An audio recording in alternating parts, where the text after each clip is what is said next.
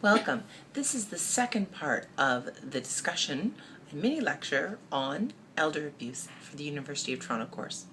We're starting at the slide called 8 Underlying Theories of Elder Abuse and Neglect, an evolving list. The first thing I want to say is that there's no one complete understanding about the cause of elder abuse and neglect, and indeed if there was, I would be very suspicious of it.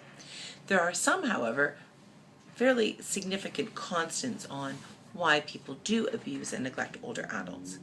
Sometimes there is a constellation of a number of these issues, and I will say this is only 8. There indeed are, I'm sure, many more. But some of the key areas include power and control, and we're going to speak a bit more robustly about the power and control wheel and the issues of power and control after this slide. There is the notion of caregiver stress, and a quote would be, "If I wasn't so exhausted, I wouldn't abuse." Now, I will offer that there have been excellent studies done on the question of caregiver stress, and most recently by Dr. Laura Mosqueda out of the University of California, Irvine. That's Mosqueda, Dr. Laura Mosqueda. And her studies have indicated that at high levels of caregiver stress, it does in fact have an impact on elder abuse and neglect. Having said that, it does not provide an excuse for elder abuse and neglect.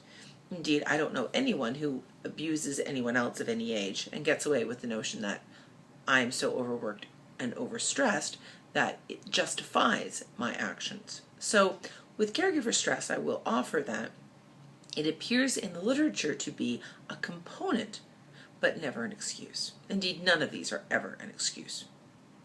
The third is outright revenge. He or she deserves it after what they did to me. In some cases, we find that there is a higher than average correlation between people who abuse their older adult relatives and previous abuse, or at least feelings of abuse, of their own childhood. So, in cases, for instance, where children who are now adults perceived abuse in their own life, often by the parent with whom they are now charged with taking care of, sometimes there is a notion of revenge. Greed is a pervasive question. It often has to do with financial abuse, but what we know, and we'll speak about a bit more in a minute, is that where there is financial abuse, there is almost always some other form of abuse, often emotional. And the greed is simply, that should be mine. Ageism is a form, an underlying cause of abuse and neglect. If you have the theory that older people are, by their nature, quite useless, then they don't need it, and they deserve what they get. There is the tug-of-war theory, as I like to call it. And really, this is not actually about the older adult themselves. They are caught in the middle between often two warring siblings, although it could be somebody besides siblings, who are tugging back and forth around who wins. And in this case, the older adult is quite often more of an object than a subject or a key person in that relationship. And this is where people are fighting about who gets to have amounts of time with them or who gets to have this or that. But really, they're just trying to one-up each other. And it comes out in the context of older adults. So that's the tug-of-war theory. There is the theory of lifelong abuse, family abuse, and domestic abuse grown old. This pulls a little bit upon the revenge, but is much broader.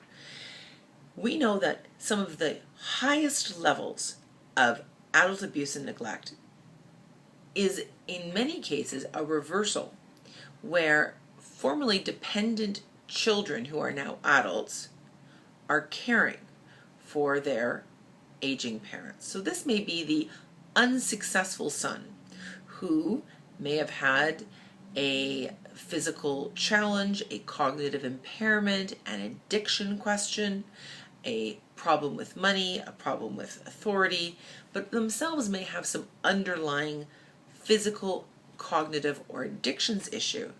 And so, as sort of the unsuccessful or non-independent party in this relationship, they may never have gone very far away out of the house or out of the caring of the now older adult. Indeed, we see cases where the 85-year-old mom is still taking care of, in many cases, the quite challenged 60-year-old child. But at a certain point, mom may find herself in need of extra care, and the person to take care of them is the very person who has previous challenges and impairments. So that's one version of lifelong abuse. There may be complex issues of family abuse. There may also be domestic abuse grown old. And if you'd like more resources, I'm happy to provide them. In the United States, there is an organization called NCALL, N-C-A-L-L, National Coalition for Abuse in Later Life. And they do a wonderful, wonderful set of materials. Now, they're American materials. They're not directly related in Canada. We don't have much in Canada yet on the intersection of old age domestic abuse and how that impacts elder abuse.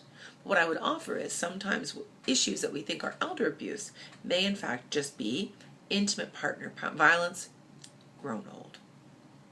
And the last one we're going to talk about in detail today is an institutionalization or dehumanization of the person. And this is often found in some form of long-term care facility or care facility, where people then become almost objects. And we saw this in the disability movement, where people were being locked up and treated like worse than animals. And we're seeing this with older adults too. Many of you may have seen many reports from newspapers and exposés about the conditions of long-term care. I will offer that there are many, many excellent long-term and institutional care facilities in Canada, but there are some that are not as well. And then there are some that are quite unregulated and are providing essentially long-term care services, but in a environment that is not meant for that to happen, and an unregulated environment, etc.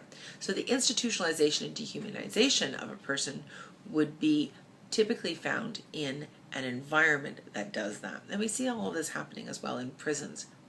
I will also offer that the prison issue is one we should look at in a greater detail in another course, because what we know is our prison population is aging as well. These are 8 underlying theories of elder abuse and neglect, and I will note that it says it is an evolving list. It is not the only one. We're going to speak next a bit more around the power and control theory. But all of these theories are ones that you should think about when you're considering the issue of elder abuse and neglect. Thank you.